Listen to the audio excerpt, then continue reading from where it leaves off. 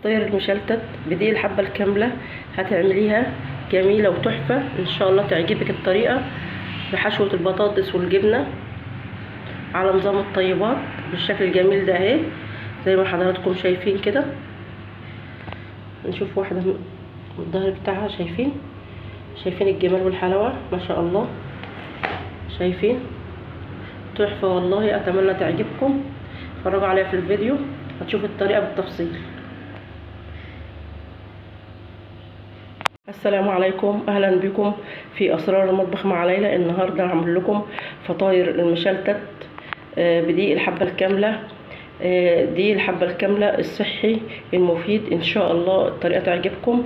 المقادير بتاعتنا سهله وبسيطه، مش محتاجين غير ميه وشويه ملح والدقيق.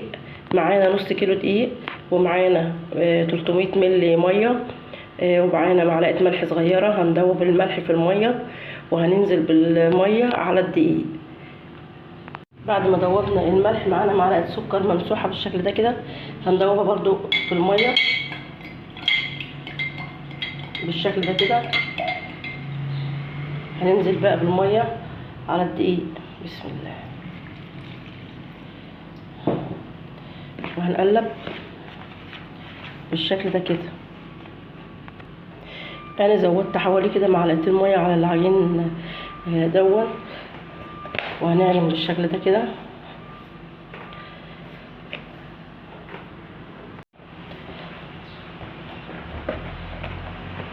ده قوام العجينه اللي احنا عايزينه بالشكل ده كده،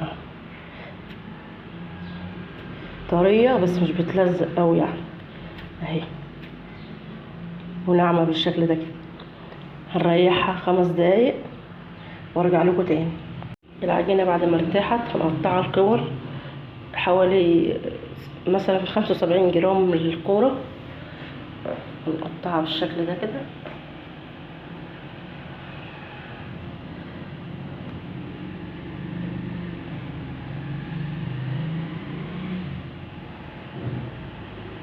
الحجم ده كده، الحجم ده اهو.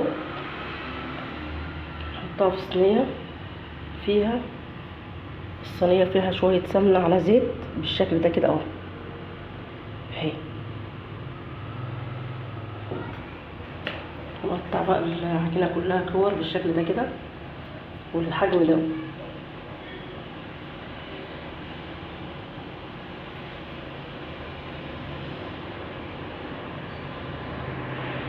قطعت العجينه كور بالشكل ده كده. هنسيبها 10 دقايق ترتاح عشان لما نيجي نفردها تفرد معانا سهل وما تتقطعش. عباره عن بطاطس مسلوقه بس انا بشرتها مع شويه ملح ومعلقتين زيت زيتون، ومعانا جبنه شيدر وموزاريلا مع بعض، وجبنه مثلثات. العجينه وفردتها بالشكل ده كده. هنفرد العجينه سهله بالشكل ده كده اهو. فردتها بالشكل ده كده، شويه سمنه كده مش كتير.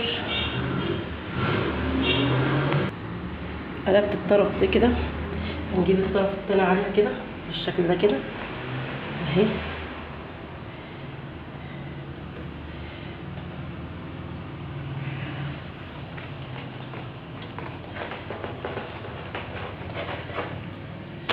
وهنلف بقى كده بالشكل ده كده اهي.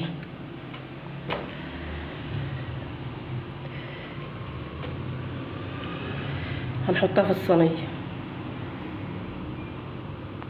نعمل كمان واحده بالشكل ده كده وندورها ونفرد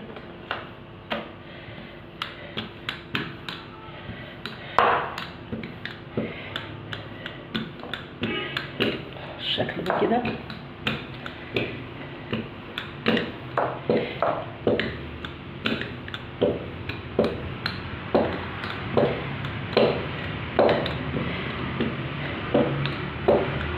هي بتتفرد سهل معانا. دي فطاير الطيبات لانها صحيه بالشكل ده كده اهي.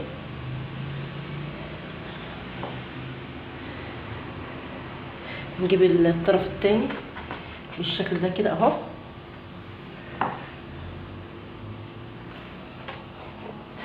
هنلف كده بقى اهي زي ما حضراتكم شايفين بالشكل ده كده اهي،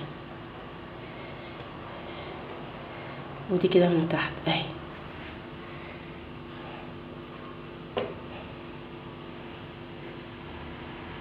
فطاير صحية وبرده بحشوة صحية. هعمل معاكم اخر واحدة بالشكل ده كده.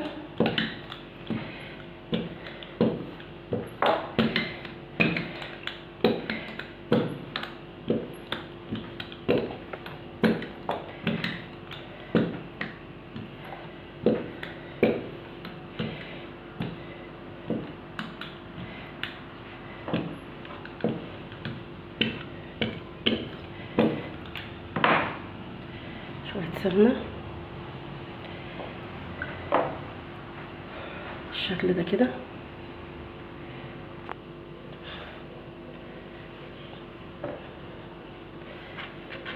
نطبق دي على ديت،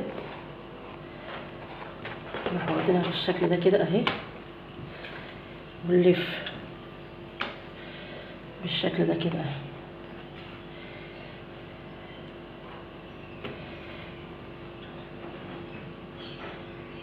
انا خلصت كميه الفطاير المشلتت بدقيق الحبه الكامله كلها زي ما حضراتكم شايفين كده، بس هنعمل لها تجويف كده عشان الحشوه بس بالشكل ده كده.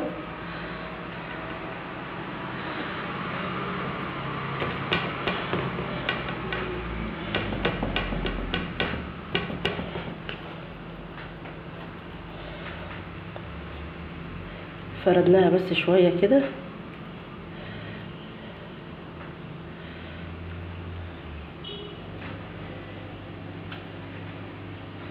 هنحط الحشوه بقى. بسم الله. الحشوه اللي تعجبكم حطوها، بس انا عاملاها علشان نظام الحشوه اللي تعجب حضراتكم حطوها، لان انا عامله الحشوه على نظام الطيبات للدكتور ضياء العوضي بالشكل ده كده. دي بطاطس مسلوقه ومبشوره، بشرتها بدل ما هرسها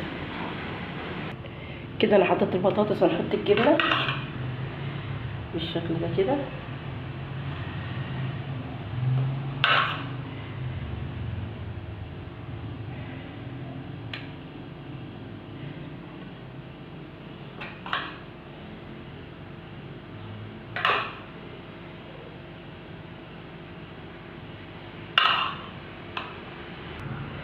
هحط الجبنه المثلثات بالشكل ده كده اهي، قطعناها حتت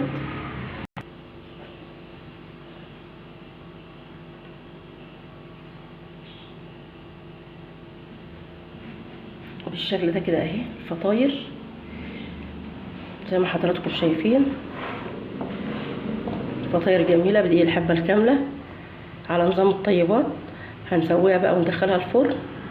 بعد ما تخرج من الفرن ان شاء الله هوريها لحضراتكم. دي فطاير الطيبات بدقيق الحبه الكامله، فطاير سهله وبسيطه بحشوه البطاطس المسلوقه والجبن. ان شاء الله تعجبكم الطريقه.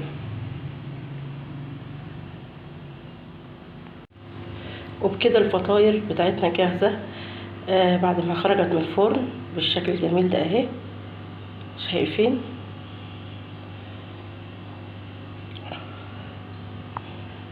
فطاير المشلتت بدقيق الحبه الكامله تحفه ما شاء الله اهي. اتمنى تجربوها، ولو عجبكم الفيديو لايك واشتراك في القناه عشان يوصلكم كل جديد. اكتبوا لي في التعليقات لو عايزين اي فيديو تاني اعمله بدقيق الحبه الكامله وانا اعمله لحضراتكم.